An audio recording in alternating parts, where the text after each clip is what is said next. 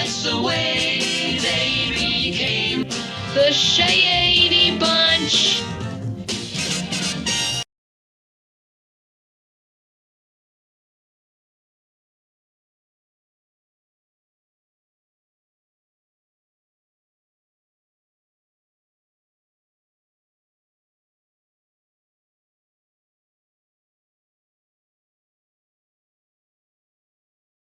Hello, good day, and welcome to the new, exciting, thrilling, and cheek-clenching episode of The Shady Bunch, which I know that all you Shady Bunchers have been waiting for, with me, Graham Hughes, your resident squeaky, Scouser, aka Cockhead Dundee.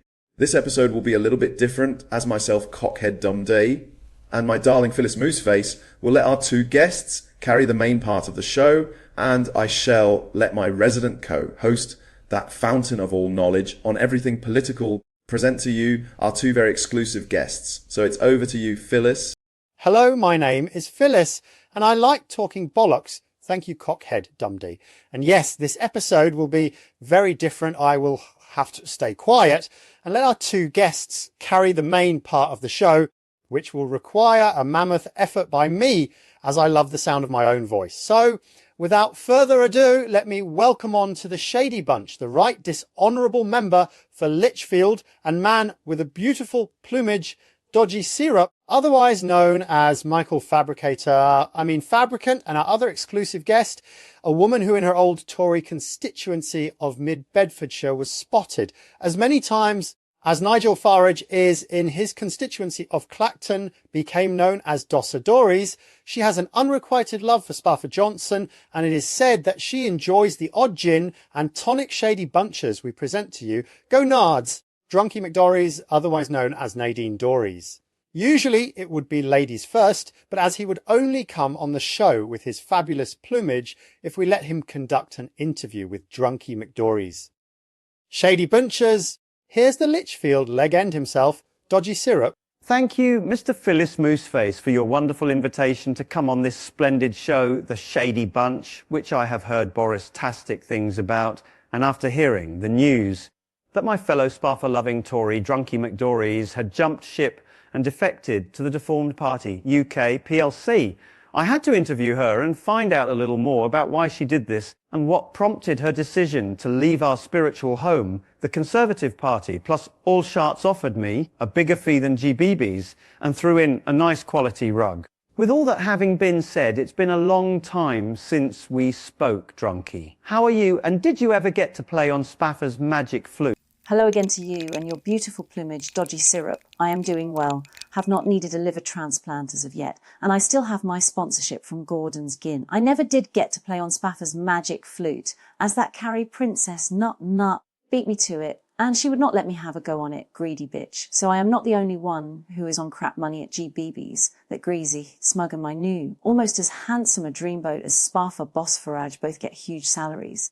That's enough of my drunken ramblings. I bet you have a few questions that you would like to ask me before I pass out. Good to see you again, Drunky. So tell me, why did you leave the Tory party? And was it a hard decision? And, you know, all about hard things, nudge, nudge, wink, wink, say no more governor. This is probably the hardest decision I've ever had to make in my life. I've listened to many people questioning Nigel Farage and saying to him, You've got no one who knows how to run a department. You've got no one who's got any experience in the cabinet. People aren't going to be able to throw those accusations at him any longer. The Conservative Party is now dead. So you were not easily persuaded by Farage's big manhood, man of the people Fazard then? No, this is probably the hardest decision I've ever had to make in my life. It's something I've been thinking about for over a year. I and some others predicted exactly what was going to happen at the general election a long time ago. And I think part of the frustration for me is that many MPs in the party and the party leadership seem unable to see themselves, the consequences of their actions and what they do.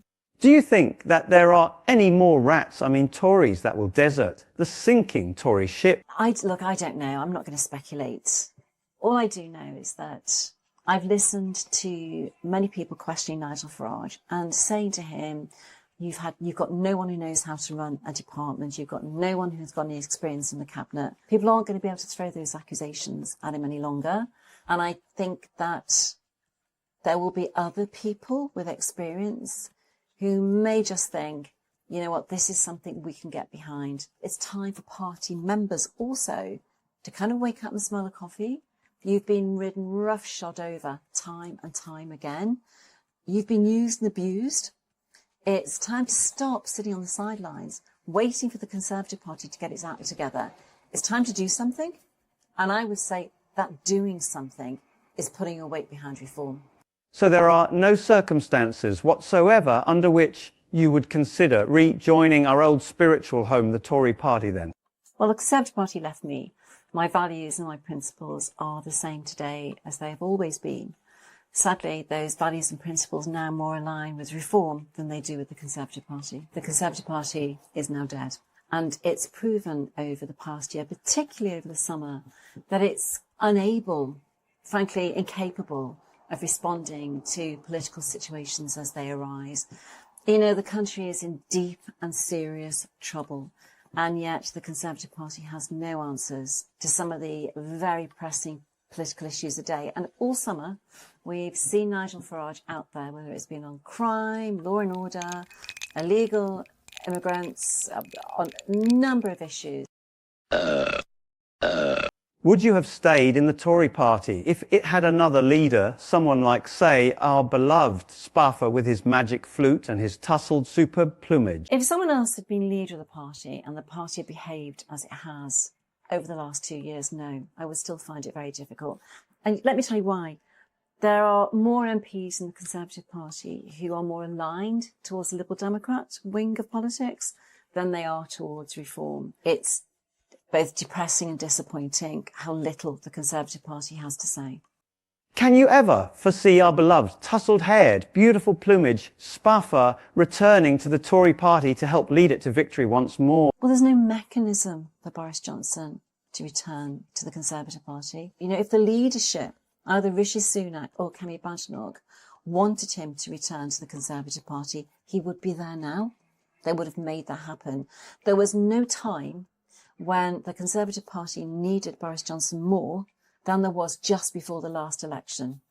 Are you still sober, drunkie? Would you care to guess when the next general election might be? Will it be sooner than later? It could be any time within the next 2 years. If our debt on government borrowing continues to rise, we know where this story leads. We know where it ends up. We've seen it before in the 70s. And that's come to a head as a result of the duo, Starmer and Reeves duo. If we don't see some improvement in our economy, then that interest on that debt is going to get worse. And I see a situation where if Keir Starmer tries to force through with Labour MPs a reduction in public spending, reducing the welfare bill, that he's going to have rebellions on a scale we've probably not seen before. If he can't get a finance bill through, then we fall straight into general election territory because, of course, the government then has no authority to collect tax revenue.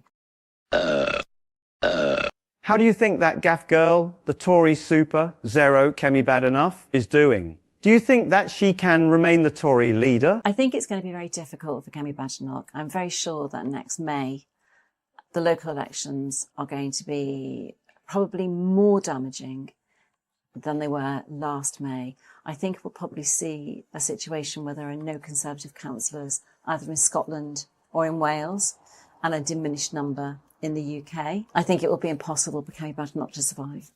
I know how desperately you wanted a carnal alliance with our beloved Spaffer and that it never happened, at least that we know of. But drunky old girl, do you think your new obsession, Farage, will need some sort of alliance with the Tories in order to win the next election? It'll be very difficult for Nigel Farage to win a majority without some form of accommodation on the right of the political spectrum.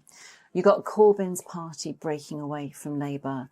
They will align with the Green Party, pro-Gars and independents, possibly the Liberal Democrats. That will split the vote on the left. If the vote on the right goes into a general election also split, that will probably allow Labour in through the middle, or even worse, even the alliance, unholy alliance that Jeremy Corbyn will form. That will be worse than what we have today.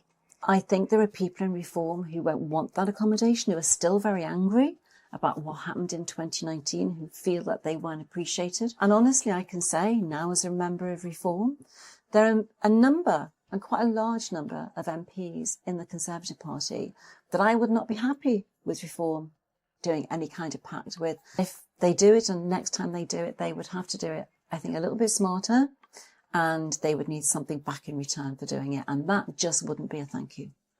Does your new boss, the man that you hope to make Spaffer jealous with, but you never realised that he is just not that into you, have enough experienced people to make a cabinet with, should the deformed party get voted in? The way we've been doing things for the past 20 years is clearly not working. And I think it needs to be a complete fresh sweep on how we deliver. Does he need experience when he gets there? Yes, he does, because I believe he will want to deliver from day one. And I think bringing in fresh eyes and new people, even people from business who may not even be MPs, which I think may be some of the plans, I think that would be very difficult to deliver from day one. Has the forked-tongued reptilian overlord and the scarlet Pimpernel of Clacton offered you a position, maybe a 69 in his cabinet, should he get into number 10? There have been no conversations between Nigel Farage and myself along those lines. And I don't believe he should have that conversation with anybody, actually. If anybody wants to come to Reform saying, I want a job at the cabinet table, then I just think it would be wrong for anybody to barter in that way and for Nigel Farage to make promises. I know that you still have a few drinking chums in the Tory party that you go out on all weekend, benders with, and get completely rat-arsed together. What do they think of your decision to be the rat that has chosen to leave the sinking Tory ship? I have no idea. I think they will be disappointed in me. But, I wrote 2 books, The Plot and Downfall, about what happened to the Conservative Party and how. And many of my friends in the Conservative Party now contributed to those books. So I think they'll be disappointed, but I think they'll understand. Well, it's been a pleasure speaking with you, Drunky, and I'm glad you managed to stay semi-coherent for the most part. Let's go out on the lash together sometime soon. I know some great pubs here in Lichfield that haven't barred me yet. Anyway, let me know, ta-ra for now from me and my beautiful plumage. Toodle pip to you, dodgy syrup, and your beautiful plumage. And yes, we should go out on the lash soon if you are buying. I'll have a gin and tonic, a large one. I said that last part to Spaffer a few times, but didn't get it. Thanks for inviting me to the Shady Bunch for this little chin wag, and let's catch up again soon. Well, Shady Bunchers, that's all we have for you lovely people on this episode of the Shady Bunch, and until next time, it's goodbye from me, the wonderful and all-knowing oracle of all things political, and the most amazing man ever to have inhabited planet Earth, next to my beloved Sir Curry and a beer care. So it's goodbye from me and my co-host, who keeps calling me darling. That's Squeaky Scouser, Cockhead, Dumdy, and if you enjoyed this interview, let us know if there are any guests that you would like to see on the show in the comments.